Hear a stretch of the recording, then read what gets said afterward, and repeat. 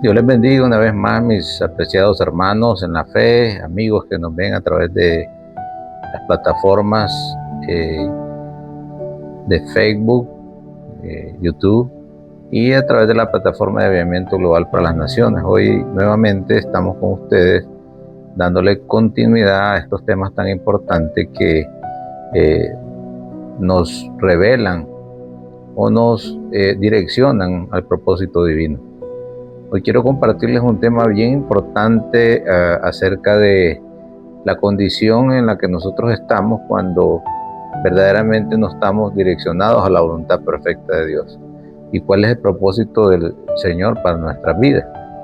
Y quiero llevarlos al libro de Oseas en el capítulo 2, versículo 14. Dice la palabra del Señor: pero he aquí que yo le atraeré, dice, y la llevaré al desierto y hablaré a su corazón.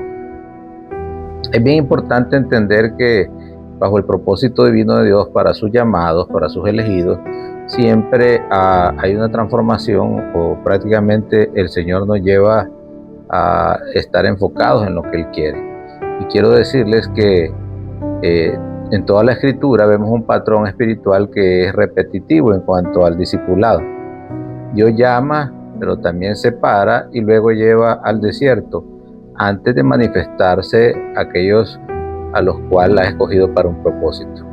Y eso lo leíamos en el libro de Oseas. Continuando, amados, quiero dar por sentado este tema como el lugar donde Dios se revela a los escogidos, es el desierto.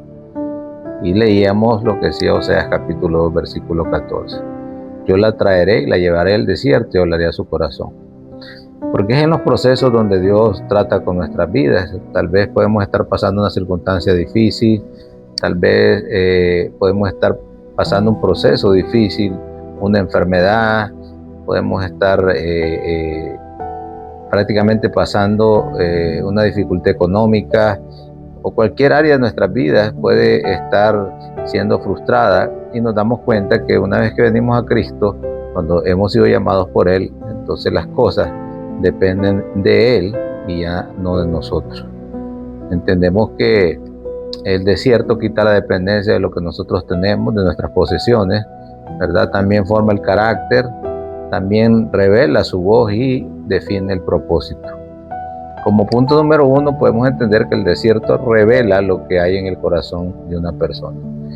Es bueno alabar al Señor cuando tenemos todas aquellas cosas que necesitamos, ¿verdad?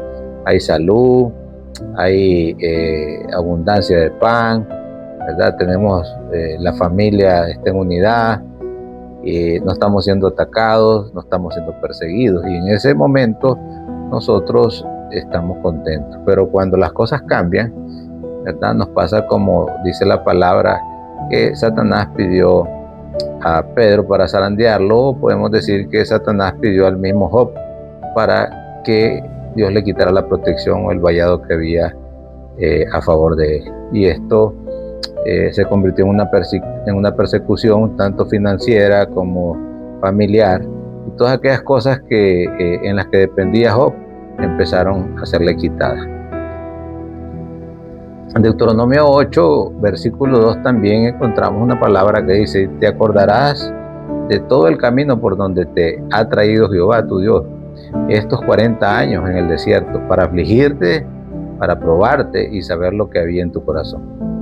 Entonces, ¿cuál es el propósito de los desiertos? Los desiertos o las dificultades sacan realmente lo que nosotros somos, qué es lo que hay dentro de nuestro corazón.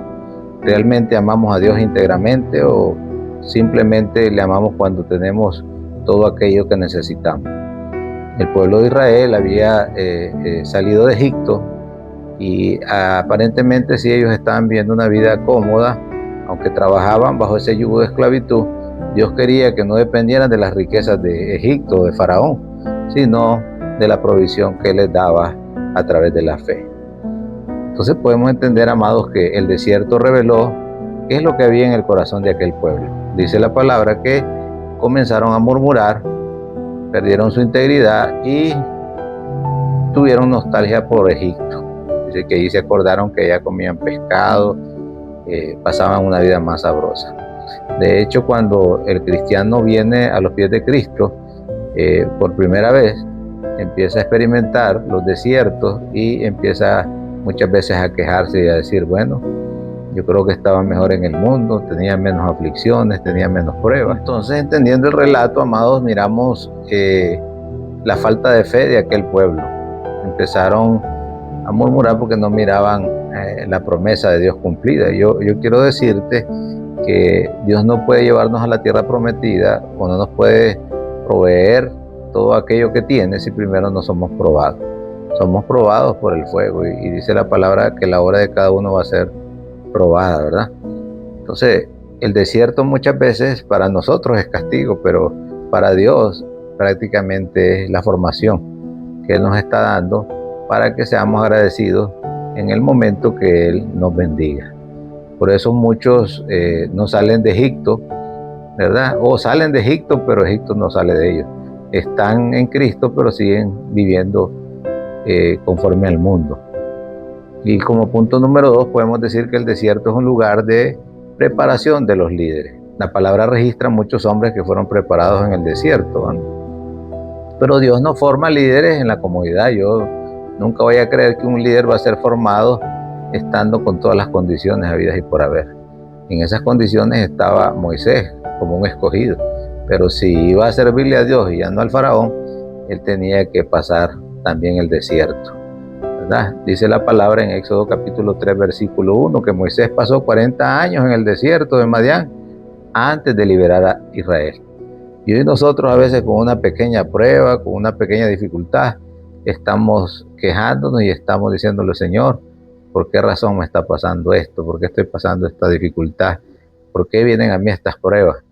Y no sabemos que Dios está moldeando nuestro carácter para ver si retenemos la integridad o la promesa de fe que un día decidimos, ¿verdad?, cuando venimos a sus pies. El relato del Éxodo en el capítulo 3 registra que apacentando Moisés las ovejas de Yetro llegó a Horeb, monte de Dios. En el desierto Moisés aprendió varias cosas importantes que nosotros debemos aprender.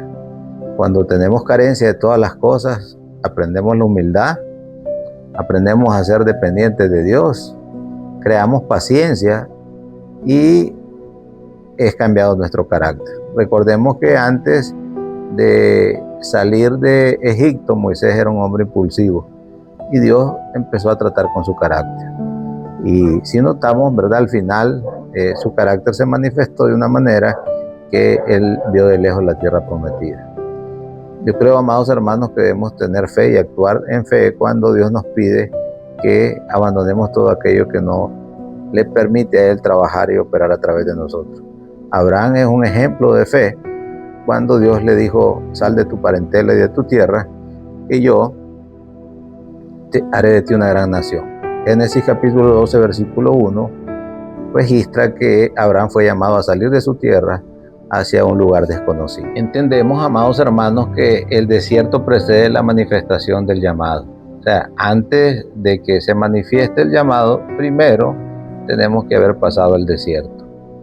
Y como último punto quiero hablarles acerca de aquellos que salen de Egipto pero rechazan el desierto. Israel quería varias cosas, quería ver milagros, quería ver provisión, quería ver las promesas, pero no querían ni disciplina ni transformación. Observamos que el pueblo de Israel quería la provisión de Dios y a pesar de eso Dios lo sostuvo con lo necesario.